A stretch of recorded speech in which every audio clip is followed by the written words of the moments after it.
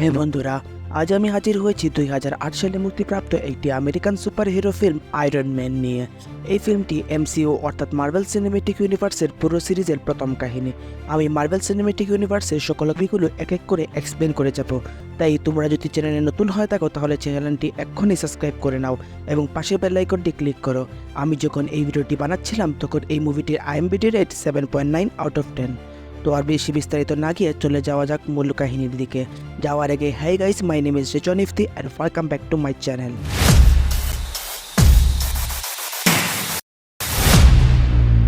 কাহিনীর শুরুতে আমরা দেখতে পাই আফগানিস্তানের কুনার প্রেভিক্স নামক একটি জায়গায় কিছু সেনাবাহিনী গাড়িতে করে ফিরছিলেন আমাদের সকলের প্রিয় টনি স্টার্ক মানে আয়রন ম্যান। কিন্তু রাস্তাতে এই গাড়িটির উপর কিছু সন্ত্রাসীরা হামলা করে ফেলে। তার সাথে থাকা সেনাবাহিনীরা এক এক করে মারা যায়। এবার টনি নিজেকে বাঁচানোর জন্য গাড়ি থেকে বেরিয়ে পালাতে যাবে, তখনই তারা কোম্পানির একটি বম অর্থাৎ স্টার্ক ইন্ডাস্ট্রির একটি বম এসে পড়ে। তখন টনি ওই বমটি থেকে বাঁচার জন্য সেখান থেকে পালাতে যাবে, কিন্তু ততক্ষণে সেই বমটি এখানেই ফেটে যায়, যার ফলে টনি সেখানেই আহত হয়ে যায়। আর সেখান থেকে টনি স্টার্ককে সন্ত্রাসীরা তাদের আড্ডায় নিয়ে আসে। এবার সেখান থেকে ঘটনা কিছুটা 36 ঘন্টা ফ্ল্যাশব্যাক মানে 34 ঘন্টা আগের কাহিনী দেখানো হয়। সেখানে একটি অনুষ্ঠানে টনি স্টার্ককে arm dealer of the year হিসেবে ঘোষিত করা হচ্ছে, কিন্তু তার বন্ধু রুডি গর্বের সাথে সেই পুরস্কারটি তাকে দেওয়ার জন্য তাকে আমন্ত্রণ জানায়, কিন্তু সেইখানে গিয়ে উপস্থিত হয় তার বাবার বন্ধু এবং বিজনেস পার্টনার ওবারিয়ান স্টেন। আসলে টনি স্টার্ক একটি ক্যাসিনোতে জুয়া খেলতে ব্যস্ত। তারপর এখানে পুরস্কারটি নিয়ে উপস্থিত হয় তার বন্ধু রুডি তাকে দেওয়ার জন্য, কিন্তু টনি সেই পুরস্কারটি দেখে তাকে জানায় এরকম পুরস্কার আমার বাড়িতে প্রচুর পড়ে আছে। এমনকি সেই ক্যাসিনো থেকে বের হওয়ার সময় এই পুরস্কারটি সেখানে একটি লোককে গিফট করে দেয়। এবার বাড়ি ফেরার পথে টনি যখন গাড়িতে উঠতে যাবে তখনই ক্রিস্টিয়ান ইভারহ্যান্ড নামক একটি লেডি রিপোর্টার তার সাথে দেখা হয়। লেডি রিপোর্টার তার ইন্টারভিউ নেওয়ার চেষ্টা করে। সে বলে, আপনার কোম্পানি যেসব আধুনিক হাতিয়ারের লেনদেন করে সেটা পুরো পৃথিবীর জন্য খুবই ক্ষতিকর। কিন্তু টনি স্টার্ক উত্তরে জানায় এই পৃথিবীতে কোনো কিছুই ঠিক না।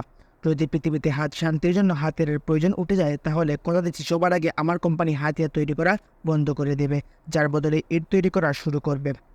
এবার পরের দিন সকালে দেখি টনির পিএ অর্থাৎ পার্সোনাল অ্যাসিস্ট্যান্ট পেপার পোর্স তাকে বলে, আপনি কি ভুলে গিয়েছেন আপনার আজ আফগানিস্তানে আর্ম ড্রিল কমপ্লিট করতে হবে, আর আপনার প্লেন আপনার জন্য প্রায় 1.5 ঘন্টা ধরে ওয়েট করে আছে। একথা শুনে টনি তাড়াতাড়ি রেডি হয়ে তার গাড়ি করে বেরিয়ে পড়ে প্রাইভেট প্লেনের উদ্দেশ্যে। আর সেখানে পৌঁছে দেখে তার বন্ধু তার জন্য প্রায় 3 ঘন্টা ধরে ওয়েট করেছে। এবার তারা দুজনে মিলে বেরিয়ে পড়ে আফগানিস্তানের উদ্দেশ্যে। সেখানে গিয়ে দেখে কিছু সেনাবাহিনীরা ওয়েট করেছে টনি স্টার্কের জন্য। টনি স্টার্ক সেখানে পৌঁছেই তার তৈরি একটি আধুনিক মিসাইলের ক্ষমতা প্রদর্শন করে আর জানায় তার তৈরি এই মিসাইলটি এতটাই আধুনিক যে শত্রুপক্ষকে 1 সেকেন্ডে ধ্বংস করে ফেলবে। এই মিসাইলটি প্রদর্শনের সময় আমরা দেখতে পাই আফগানিস্তান সিরিজের সিগনেচার একটি সিন, যেটা প্রত্যেকটা আয়রন ম্যান মুভিতে কোথাও না কোথাও আমরা একবার হলেও দেখেছি। এবার তার পরিচিত কাউকে ফোন করে বলে, এই ডিলটি যদি আমরা কমপ্লিট করতে পারি তাহলে আমরা মিলিয়নার থেকে বিলিয়নার হয়ে যাব। মোবাইলে কথা বলা শেষে সে সেনাবাহিনী গাড়িতে করে রওনা হয় বাড়ি ফেরার উদ্দেশ্যে। আর সেই যাত্রার পথেই তারপর হামলা করে জঙ্গিরা, মানে আমরা একটু আগে যে ঘটনাটি দেখেছি সেই ঘটনাটি। সেখান থেকে স্টোরি আবার প্রেজেন্টেতে ফিরে আসে। এবার আমরা দেখতে পাই টনি স্টার্কের জ্ঞান ফিরে এসেছে দেখতে পায় তার বুকের ভিতর একটি মেশিন ফিট করা, যেটা দেখে 2টা তার বেরিয়ে এসে সোজা একটা ব্যাটারিতে কানেক্ট করা আছে। সেটা দেখে সে বুঝতেই পারছে না তার সাথে কী হয়েছে। তখন সে তার পাশে থাকা একটা লোককে দেখতে পায় যার নাম ইয়ংশেন। টনি তখন ওই লোককে জিজ্ঞেস করে, তুমি আমার সাথে কী করেছো?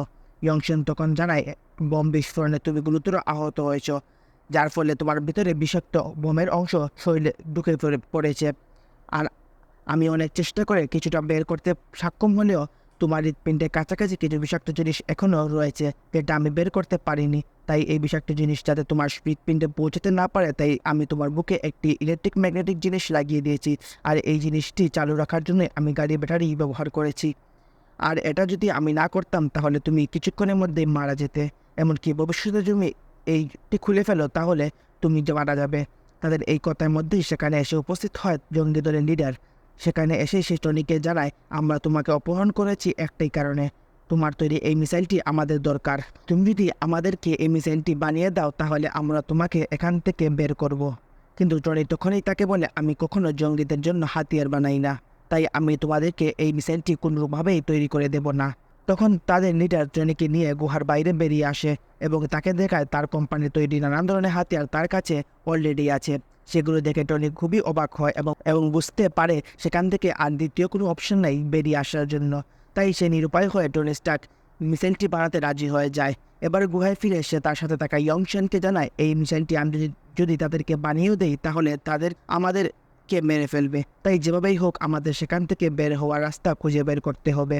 তখন ইয়ংশেন তাকে জানায় এটা এমনই একটি পাহাড়ি এলাকা যেখানে তোমাকে এরা না ছেড়ে দিলে তাহলে তুমি কোনোদিনই সেখান থেকে বেরিয়ে আসতে পারবে না, আর ইউএস আর্মি এই জায়গাকে কোনো দিনই খুঁজে পাবে না। কিন্তু টনি স্টার্ক এত সহজে হাল ছেড়ে দেওয়ার পাত্র নয়, তাই সে তার কোম্পানি থাকা বিভিন্ন হাতিয়ার থেকে প্যারাডিয়াম নামক একটি ধাতু উদ্ধার করতে শুরু করে, আর এই ধাতু দিয়ে বানিয়ে ফেলে আর্ট রিয়েক্টর। এবার প্রশ্ন হলো কী হলো এই আর্ট রিয়েক্টর। টনি স্টার্ক তার বুকে যে ইলেকট্রিক ম্যাগনেটিক জিনিসটি লাগানো ছিল সেটা পাওয়ার দেওয়ার জন্য ব্যাটারি ইউজ করতে হয়েছিল, কিন্তু তার বানানো এই আর্ট রিয়েক্টর এমনই একটি জিনিস যার সাহায্যে এই ইলেকট্রিক ম্যাগনেটিক জিনিসকে কোনো ব্যাটারি ছাড়া পাওয়ার দিতে সক্ষম। এবার আমরা দেখতে পাই আর্ট রিয়েক্টর তৈরি করার পর টনি তার সাথে থাকা ইয়ংশেনকে 3টা কাগজ জোড়া লাগিয়ে একটি ব্লু প্রিন্ট দেখিয়ে বলে আমাদেরকে এরকম একটা স্যুট তৈরি করতে হবে যেটা পাওয়ার দিবে আমার তৈরি এই আর্ট রিয়েক্টর। এবার এরা দুজনেই মিলে বানিয়ে ফেলে একটা আয়রন স্যুট, কিন্তু দুর্ভাগ্যবশত একদম শেষ টাইমে জঙ্গি দলের লিডার যেটা বুঝতে পেরে তাদের উপর হামলা করে। তখনই ইয়ংশেন তাকে বলে তুমি এই তাড়াতাড়ি স্যুট রেডি করো, ততক্ষণে আমি এদেরকে আটকানোর চেষ্টা করেছি, কিন্তু জঙ্গিদের আটকাতে গিয়ে ইয়ংশেন তাদের গুলিতে মারা যায়। অন্যদিকে টনি ততক্ষণে তার তৈরি আয়রন স্যুটটি পরে এক এক করে এই জঙ্গিদেরকে মারতে শুরু করে এবং গুহা থেকে বের হয়ে পড়ে। বাইরে গিয়ে সেখানে থাকা তার কোম্পানির সকল বোমগুলো আগুন ধরিয়ে ধ্বংস করে দেয় এবং টনি তার স্যুটের সাহায্যে উড়ে এসে একটি মরুভূমিতে এসে পড়ে। এত উঁচু থেকে পড়ার ফলে তার তৈরি আয়রন স্যুটটি যার নাম দিয়েছিল মার্ক 1 সেটি সেখানেই ধ্বংস হয়ে যায়। এরপর সেখান থেকে আমরা দেখতে পাই সেনাবাহিনীর একটি টিম টনি স্টার্ককে হেলিকপ্টার করে বাড়ি ফিরিয়ে আনে। বাড়ি ফিরে টনি তার বডিগার্ড হ্যাপিকে জানায় তুমি একটি প্রেস কনফারেন্সের ব্যবস্থা করো, আমি কিছু ইন্টারভিউ দিতে চাই। হ্যাপি তার বসের কথা শুনে একটা তাড়াতাড়ি প্রেস কনফারেন্সের ব্যবস্থা করে। টনি সেখানে উপস্থিত হয়ে প্রেস কনফারেন্সের লোকেরা তাকে জিজ্ঞেস করে আফগানিস্তানে আপনার সাথে কী হয়েছিল। তখন টনি তাদেরকে সকলের উদ্দেশ্যে বলে আমাদের কোম্পানি হাতিয়ার বানায় আমাদের দেশের সেনাবাহিনীদেরকে প্রোটেক্ট করার জন্য, কিন্তু আমি আমার চোখের সামনে আমার হাতিয়ারের সাহায্যে আমাদের দেশের সেনাবাহিনীদেরকে মারা যেতে দেখেছি, তাই যে ডিসিশন নিয়েছি আজ থেকে আমার কোম্পানি আর কোনো ধরনের হাতিয়ার বানাবে না। আজ এটা শোনার পর সেখানে উপস্থিত তার বাবার বন্ধু এবং বিজনেস পার্টনার ওবারিয়ান স্ট্যান সঙ্গে সঙ্গে টনিকে মাইক থেকে সরিয়ে বলে আমাদের কাছে টনি ফিরে এসেছে, সেটাই সবচেয়ে বড় খবর, আর এই ব্যাপারে আমরা পরে কথা বলবো, এখন টনির রেস্টের প্রয়োজন। এরপর ওবারিয়ান স্ট্যান পার্সোনালি টনি স্টার্কের সাথে দেখা করে এবং বলে তুমি কি পাগল হয়ে গেছো, আমরা যদি হাতিয়ার না বানাই তাহলে কি বানাবো, আমাদের কোম্পানি তো ধ্বংস হয়ে যাবে। তখন টনি তাকে বলে কেন, আমরা যদি আর্ট রিয়েক্টর বানাই তাহলে কেমন হবে। ওবারিয়ান স্ট্যান তখন বলে আর্ট রিয়েক্টর এটা তো ছিল একটা সায়েন্স প্রজেক্ট যেটা সাধারণ মানুষকে বোকা বানানোর জন্য আমরা সেটা করেছিলাম, বাস্তবে এটা কোনো জিনিস সম্ভব নয়। তখন টনি তার বুকে লাগানো এই আর্ট রিয়েক্টরটি দেখায়, সেটা দেখে ওবারিয়ান স্ট্যান টনিকে বলে এবার আমাদের আলাদা একটা খেলা খেলতে হবে, তুমি শুধু সবার সামনে একটু চুপচাপ থাকবে। এবার আমরা দেখতে পাই টনি তার রুমে একটি আধুনিক আর্ট রিয়েক্টর তৈরি করে, আর সেটা লাগানোর জন্য তার অ্যাসিস্ট্যান্ট পেপার পটসকে সাহায্য নেয়। পেপার সেখানে এসে এসব দিকে খুবই অবাক হয়ে যায় এবং জিজ্ঞেস করে এসব কি। তখন টনি তাকে বলে তুমি শুধু আমার বুকে থেকে এই মেশিনটি বের করে এই নতুন মেশিনটি ফিট করে দিতে হবে। পেপার তখন অতি সাবধানে তার বুকে থেকে এই পুরনো মেশিনটি বের করে নতুন মেশিনটি লাগিয়ে দেয় এবং জিজ্ঞেস করে এই পুরনো মেশিনটি তোমার আর লাগবে না। তখন টনি তাকে বলে এই পুরনো মেশিন দিয়ে আমি কি করব, এটা তুমি নষ্ট করে দাও।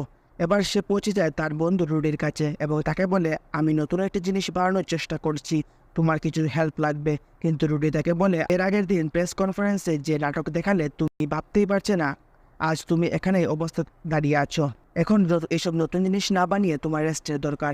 এখানে টনি তার বন্ধু থেকে কোনো হেল্প না পেয়ে বাড়ি ফিরে গিয়ে তার আধুনিক কম্পিউটার জার্ভাসের সাহায্যে লেগে পড়ে নতুন একটি আয়রন স্যুট বানানোর উদ্দেশ্যে, সেটার নাম দিয়ে মার্ক 2।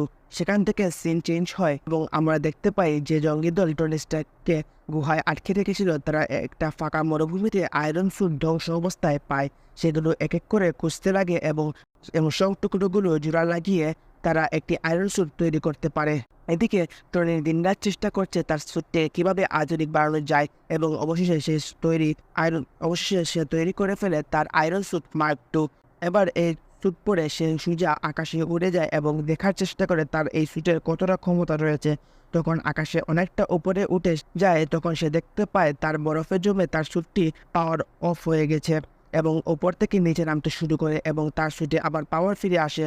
টনি সোজা বাড়ি ফিরে আসে। এবার বাড়ি ফিরে এসে সে দেখতে পায় যে আর্কিটেক্টর পেপারকে নষ্ট করে দিতে বলেছিল, সেটি পেপার একটি ভালো ফ্রেমে বেঁধে টনিকে গিফট করে গেছে এবং সেখানে লেখা আছে এটাই প্রমাণ যে টনি স্টার্কের হৃদয় আছে।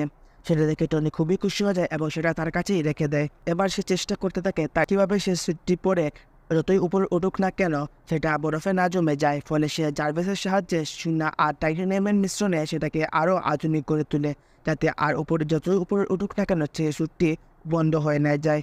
এবার টনি টিভিতে একটি নিউজ দেখতে পায় অবারনেস্টেন একটা সুন্দর পার্টির আয়োজন করেছে। সেখানে টনি স্টারকে ইনভাইট করেনি, কিন্তু টনি ইনভাইট না পেয়ে সে সোজা চলে যায় তার পার্টিতে।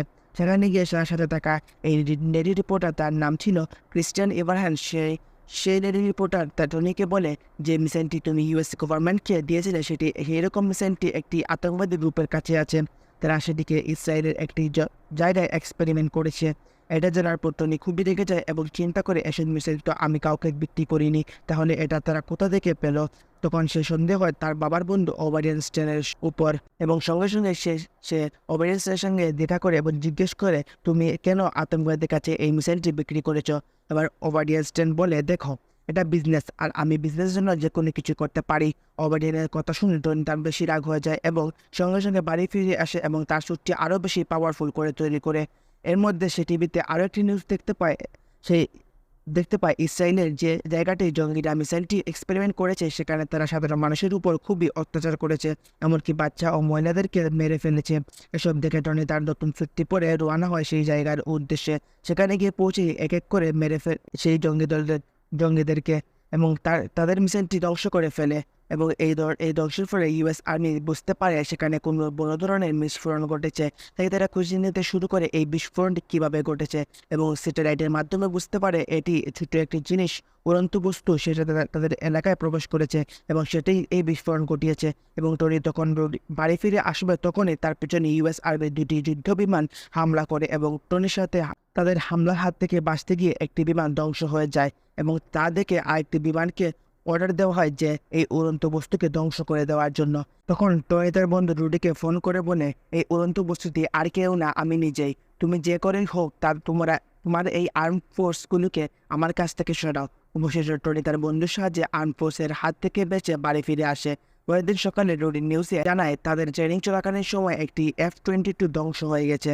অন্যদিকে আমরা দেখতে পাই অবারিয়ান্স পৌঁছে যায় এই জঙ্গি দলের কাছে যারা টনি স্টারকে আটক করে রেখেছিল। এখানে আমরা জানতে পারি ওই জঙ্গিরা টনি স্টারকে আটক করেছিল ওবারিয়ান স্টেনের কথায়। এর কারণ হলো ওবারিয়ান স্টেন চেয়েছিল টনিকে মেরে ফেলতে, ফলে সে নিজে স্টার্ক ইন্ডাস্ট্রির মালিক হয়ে যায়। সেখানে পৌঁছেই ওবারিয়ান বলে তোমাদের ভুলের কারণে আজ এই অবস্থা, তোমরা যদি টনিকে মেরে ফেলতে তাহলে আজ এই দিন দেখতে হতো না। একথা শুনে জঙ্গি দলের লিডার জানায় এটা একটা নিতান্তই দুর্ঘটনা ছিল। এখন আমাদের কাছে তার তৈরি এই লোহার স্যুটটি পুরো ডিজাইন আছে, আমি তোমাকে এই ডিজাইনটি পুরোপুরি ফ্রিতে দিয়ে দেব, কিন্তু তার বদলে তুমি আমাকে ওই রকম একটি লোহার স্যুট বানিয়ে গিফট করতে হবে। কিন্তু ওবারিয়ান তার নতুন একটি টেকনোলজির সাহায্যে এই জঙ্গিদলকে ধোঁকা দিয়ে সেখান থেকে আয়রন স্যুটটি নিয়ে নেয় আর কিছু ইঞ্জিনিয়ারকে ডেকে এই ডিজাইনটি কপি করে নতুন একটি আয়রন স্যুট বানানোর কথা বলে। অন্যদিকে টনি তার অ্যাসিস্ট্যান্ট পেপার পটসকে বলে তুমি আমার অফিসে যাও, সেখানে গিয়ে কম্পিউটারের থেকে তো যেসব 2 নম্বরের ডিল হয় সেগুলোর ফাইল কপি করে আমাকে কাছে নিয়ে আসো, যাতে আমি এইসব জায়গায় গিয়ে ধ্বংস করে দিতে পারি। এবার পেপার তার কথা শুনে পৌঁছে যায় তার অফিসে। সেখানে সে তার পেনড্রাইভে এক এক করে সকল ফাইল কপি করতে শুরু করে। সেখানে টপ 16 নামক একটা ফাইল দেখতে পায়। সেটা দেখে সে জানতে পায় ওবারিয়ানই এই জঙ্গিদেরকে ভাড়া করেছিল টনি স্টারকে মেরে ফেলার জন্য। অন্যদিকে পেপার যখন ফাইল কপি করছিল সেখানে ওবারিয়ান এসে হাজির হয় এবং পেপার তার কথার জালে পাশিয়ে এই ফাইল কপি করে চলে যায়। পেপার চলে যাওয়ার সময় ওবারিয়ান কম্পিউটার দেখে বুঝতে পারে পেপার তার সকল ফাইল কপি করে চলে যাচ্ছে। তখন ওবারিয়ান সঙ্গে সঙ্গে তার পিছু নিতে শুরু করে, কিন্তু এখানে আমরা দেখতে পাই শিল্ডের এক এজেন্ট কলসনকে। সে টনি স্টার্কের অ্যাপয়েন্টমেন্ট নেওয়ার জন্য পেপার সাথে দেখা করতে এসেছে। পেপার যখন বুঝতে পেরে গেছে এই ওবারিয়ান তাকে কিছুতেই সেখান থেকে বের হতে দেবে না, তখন পেপার এই এজেন্টের সাহায্য নেয় এখান থেকে বেরিয়ে আসার জন্য। তাকে বলে আমি এখনই তোমাকে টনি স্টার্কের সাথে অ্যাপয়েন্টমেন্ট ফিক্স করে দেব, তুমি চলো আমার সাথে। এখন এজেন্টের কলসনকে সাথে নিয়ে পেপার সেখান থেকে বেরিয়ে যায়। এটা দেখে ওবারিয়ান সুযোগ পৌঁছে যায় তার সেখানে যেখানে ইঞ্জিনিয়াররা তার স্যুটটি তৈরি করছিল, কিন্তু সেখানে গিয়ে আমরা দেখতে পাই ইঞ্জিনিয়াররা কোনোভাবেই আর্ক রিয়েক্টর তৈরি করতে পারছে না, যার সাহায্যে তার তৈরি এই স্যুটটি পাওয়ার আসবে। সেটা শুনে ওবারিয়ান খুবই রেগে যায় এবং বলে যেটা টনি স্টার্ক একটা গুহায় বসে ফেলে দেওয়া জিনিসপত্র দিয়ে বানিয়ে ফেলেছে, আর সেটা এতদিন বানাতে পারছো না। তখন তাকে ইঞ্জিনিয়াররা বলে আমরা কেউ টনি স্টার্ক না। এই কথা শুনে বোঝা যাচ্ছে যে টনি স্টার্ক কতটা জিনিয়াস। এবার ওবারিয়ান সোজা পৌঁছে যায় টনির কাছে, আর সেখানে তার তৈরি আধুনিক যন্ত্রের সাহায্যে, মানে যেটা দিয়ে এই জঙ্গি দলের লিডারকে পরাস্ত করেছিল, সেটার সাহায্যে টনি থেকে আর্ক রিয়েক্টরটি খুঁড়ে নিয়ে সেখান থেকে পালিয়ে যায়। এবার টনি তার বুকে আর্ক রিয়েক্টর নেই, ফলে সে ধীরে ধীরে মৃত্যুর দিকে এগোতে যাচ্ছে। তার মনে পড়ে তার আগের আর্ক রিয়েক্টর পেপার তাকে গিফট করে রেখেছিল, সেটা খুব যত্নে সাজিয়ে রেখেছে। তাই সে কোনো মতেই তার পুরোনো আর্ক রিয়েক্টর তার বুকে লাগিয়ে নিজেকে জেনারেট করে তার তৈরি পরে ওবারিয়ান স্টেন তার এর উদ্দেশ্যে রওনা হয়। কিন্তু দেখতে পাই পেপার শিল্ডের এজেন্টের সাহায্যে একটি পুলিশ দলের সাহায্যে নিয়ে পৌঁছে যায় ওবারিয়ানকে গ্রেফতার করার উদ্দেশ্যে, কারণ সে টনি স্টার্ককে মেরে ফেলতে চেয়েছিল। এবং পেপার যখন সেখানে পৌঁছে তখন ওবারিয়ান তার তৈরি এই নতুন স্যুটটিকে টনির থেকে নিয়ে আসা আর্ক রিয়েক্টর লাগিয়ে রেডি করে ফেলেছে। তাই এই পেপার সেখানে পৌঁছতেই সঙ্গে সঙ্গে ওবারিয়ান তার নতুন স্যুটের সাহায্যে তাকে মেরে ফেলার চেষ্টা করে, কিন্তু ততক্ষণে সেখানে এসে উপস্থিত হয় টনি স্টার্ক। আর এখানেই শুরু হয় ওবারিয়ান আর টনির মধ্যে একটি দুর্দান্ত ফাইট সিন। যেহেতু ওবারিয়ান তার তৈরি স্যুটটি ছিল একটু বড়, তাই তার স্যুটের ক্ষমতাও একটু বেশি ছিল, কিন্তু টনি স্টার্কের বুদ্ধির কাছে তার বুদ্ধি একদম নগণ্য। টনি যখন দেখতে পায় সে কিছুতেই তাকে হারাতে পারছে না, তখন সে তা উপরে উঠতে শুরু করে, কারণ টনি জানে কিছুটা উপরে ওঠার ফলে ওবারিয়ানের স্যুটের পাওয়ার চলে যাবে। আর হলোই এটা, কিন্তু কিছুটা উপরে ওঠার পর ওবারিয়ান এর স্যুটের বরফে জমে যায়, তার স্যুটের পাওয়ার অফ হয়ে যায়। তাই নিচে পড়তে শুরু করে। তাই নিচে পড়ার গিয়েও সে আবার টনির সাথে লড়াই করতে শুরু করে। এবার টনি পেপারের সাহায্যে সেখান থেকে থাকা দুটি বোর্ডের চুল্লিতে পাওয়ার বাড়িয়ে বড় বিস্ফোরণ ঘটিয়ে ওবারিয়ানকে হারায়। এবার পরের দিন সকালে আমরা দেখতে পাই একটা প্রেস কনফারেন্সে টনি স্টার্ককে ইন্টারভিউ দিতে হবে, কারণ আগের দিন স্টার্ক ইন্ডাস্ট্রিতে যে বিস্ফোরণ ঘটেছিল সেটি কিভাবে ঘটেছিল, আর তার আশেপাশে যে লোহার ড্রেস পরা মানুষটি দেখা গেছে সেটা টনি স্টার্ক নিজের না অন্য কেউ। এই টাইমে নিউজ পেপারে লক্ষ্য করে তার তৈরি স্যুটটিকে লোকেরা নাম দিয়েছে আয়রন ম্যান। সেখানে শিল্ডের এজেন্ট কলসন তাকে একটা স্ক্রিপ্ট দিয়ে বলে এখানে যা লেখা আছে তা গিয়ে আপনি কনফারেন্সে বলতে হবে। এখানে টনি যখন প্রেস কনফারেন্সে গিয়ে প্রস্তুত হয়, তখন রিপোর্টাররা তাকে এক এক করে নানা ধরনের প্রশ্ন করতে শুরু করে। তার ফলে টনি কিছুটা অপ্রস্তুত হয়। তখন তার পাশে থাকা তার বন্ধু রুডি তাকে বলে যা বলার বলে দাও, এত ঘাবড়ানোর কিছু নেই। এখানে আমরা দেখতে পাই টোটাল আয়রন ম্যান সিরিজের একটা আইকনিক সিগনেচার ডায়লগ, যেটার মাধ্যমে সে টনি স্টার্ক তার পরিচয় দিয়ে দেয়, এবং সেটা হলো আই এম আয়রন ম্যান।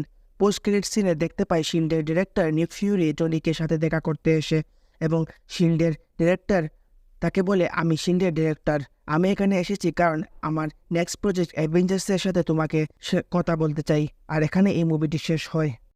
তো ভিডিওটি কেমন লাগলো বন্ধুরা? ভিডিও যদি ভালো লেগে থাকে তাহলে ভিডিওটিকে লাইক করো, কমেন্ট করো, শেয়ার করো এবং চ্যানেলটি সাবস্ক্রাইব করে রাখো এবং পাশে বেল আইকনটি ক্লিক করো।